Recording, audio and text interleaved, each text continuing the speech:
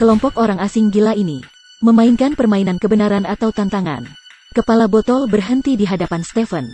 Semua orang di situ tertawa, karena dia sangat diam dan tidak suka berbicara. Jenny bertanya apa yang akan dia pilih.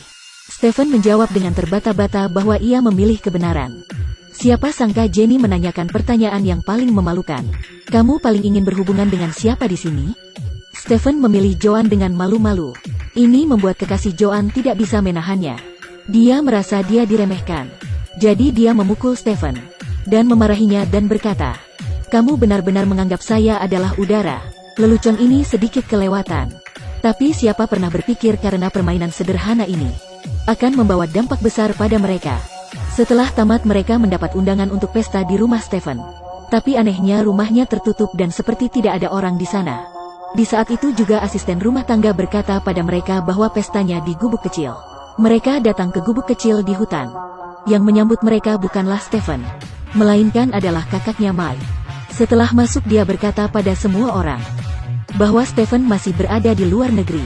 Jika tidak keberatan mereka bisa bermain di sini semalaman. Semua orang tidak keberatan dan menyetujuinya. Lagian mereka bisa meminum alkohol mahal. Malam itu Mike melihat semua orang bosan. Jadi dia mengusulkan bermain permainan kebenaran atau tantangan. Semuanya sangat senang. Bukankah itu yang mereka ingin mainkan? Permainan dimulai. Mike menahan botol itu ke arahnya. Dia juga tidak banyak basa-basi. Mereka belum sempat bertanya. Dia pun langsung mengatakan kebenaran. Dia berkata bahwa adiknya tidak berada di luar negeri. Baru-baru ini dia gantung diri di dalam gubuk ini. Mendengar itu mereka semua ketakutan. Kemudian dia berkata lagi, sebelum adiknya mati dia mendapat sebuah kartu ucapan. Penyebab kematiannya berhubungan dengan kartu ini. Dan orang yang mengirim surat ada di antara kalian. Selama kalian mengakuinya maka akan baik-baik saja. Tentu saja tidak ada yang mengakuinya. Setelah mereka tahu mereka dibohong ke sini, mereka pun tidak ingin berada di sini lagi. Namun tentu saja bukan hal yang mudah untuk pergi. Dengan cepat Roy yang tidak patuh dikalahkan. Lalu selanjutnya Jenny. Mike memberi peringatan keras. Ini adalah akibat jika tidak patuh. Tapi Harry tidak mau menyerah. Dia bahkan diam-diam menelepon. Sehingga dia tertembak sekali lagi. Jarinya pun hilang karena itu. Hal ini membuat semua orang patuh. Mike juga mengancam Alex untuk mengikat mereka. Kemudian permainan dilanjutkan. Botol itu berhenti di hadapan Joan. Dia memilih kebenaran. Mike menanyakan pertanyaan yang sama. Menurutmu siapa yang paling memungkinkan mengirim kartu ini? Dia tidak ingin menjawab. Ternyata semua orang bersikeras tidak ingin mengatakannya. Maka permainan akan dilanjutkan. Kali ini botol mengarah pada Roy. Dia memilih tantangan. Mike dengan tidak ragu mempersiapkan seember asam sulfat dan air. Pria ini benar-benar gila. Dia memasukkan selang sepanjang 1/2 meter ke tenggorokan wanita. Kemudian menyuruh Roy memilih ember mana yang akan dia buka. Jika benar maka Joan akan tetap hidup. Lalu bila salah maka dia akan mati. Tapi Roy benar-benar kaget. Dia berkata dia tidak ingin memilih. Mike berkata padanya dengan tenang. Jika kamu tidak memilih maka aku yang akan memilih. Jika begitu Joan sudah pasti mati. Tapi dia juga memberi sebuah petunjuk. Bahwa dirinya adalah orang kidal. Pada akhirnya Roy memilih membuka sebelah kiri. Lalu ketika dibuka, cairan bening perlahan mengalir ke dalam mulut Joan. Tak lama kemudian air keluar dari mulutnya. Untungnya kali ini pilihannya benar. Kemudian permainan dilanjutkan. Botol itu mengarah pada Mike. Dia memilih kebenaran. Semua bertanya padanya hari itu ada begitu banyak orang di sana. Kenapa dia harus membohongi kami ke sini? Mike berkata pada mereka. Karena di dalam kartu itu hanya ada foto kalian berlima. Setelah itu botol terus berputar. Kali ini mengarah pada Jenny. Setelah tantangan yang mengerikan sebelumnya, dia hanya bisa memilih kebenaran. Siapa sangka Mike justru bertanya padanya. Kamu ingin membiarkan siapa memainkan tantangan? Atau dirinya sendiri? Jenny benar-benar kaget. Tentunya dia tidak mungkin memainkannya. Jadi dia memilih Roy dengan pasrah. Dengan begitu mulut Roy dimasukkan selang air. Permainan telah sampai di titik ini. Dan masih belum ada orang yang bersedia mengakuinya. Berapa orang yang akan mati karena ini? Meskipun semua orang memarahi Mike, tapi dia tidak menghiraukannya.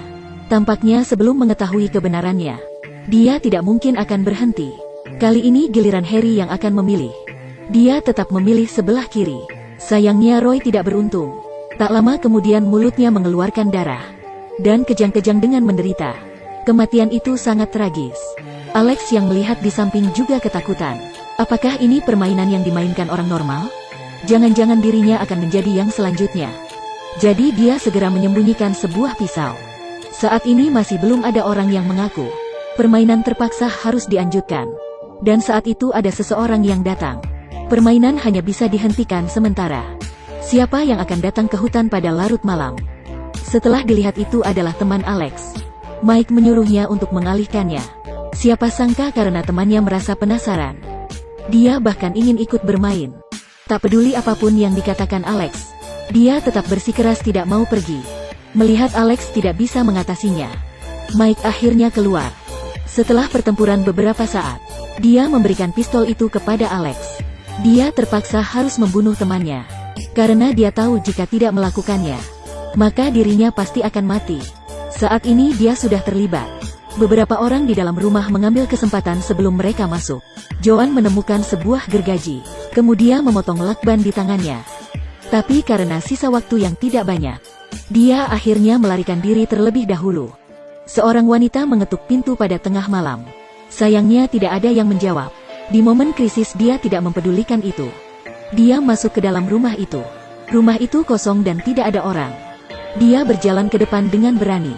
Kemudian dia melihat ada cahaya di ruangan depan. Dia kaget begitu dia masuk. Ternyata Stephen tidak mati, bahkan sedang menyaksikan siaran langsung di gubuk itu. Tapi dia sudah lumpuh. Apa yang sebenarnya terjadi? Di saat itu juga asisten rumah tangga masuk. Dia mengambil pistol dan mengarah pada Joan. Dia menjelaskan Stephen gagal bunuh diri, menyebabkan otak kehilangan oksigen. Kemudian dia menjadi lumpuh. Semua ini disebabkan oleh kalian. Tapi hal ini tidak berhubungan dengannya. Melihat pose asisten ini, pasti dia tidak akan membiarkan Joan. Jadi dia segera bersembunyi ke bawah kasur. Kemudian mengambil pisau di leher Stephen. Melihat itu asisten hanya bisa keluar. Wanita ingin melarikan diri. Alhasil keduanya berkelahi. Dalam pertikaian wanita tidak sengaja menekan pistol. Setelah membunuh asisten rumah tangga. Saat ini Mike juga tiba. Meskipun dia segera menembak dan mengenai tubuhnya, tapi dia tetap datang kemari. Dia benar-benar luar biasa. Dengan begitu Joan ditaklukkannya. Lagian dia sudah mengetahui kebenarannya. Maka dia tidak perlu hidup lagi. Setelah membiarkan adiknya melihatnya sejenak, dia langsung mematahkan leher wanita itu. Joan pun mati. Di sisi gubuk kecil ini, mereka akhirnya juga mengetahui jawabannya. Ternyata kartu itu dikirim oleh Alex. Saat itu dia hanya kagum karena rumah Stephen sangat kaya. Jadi dia sengaja mengganggunya.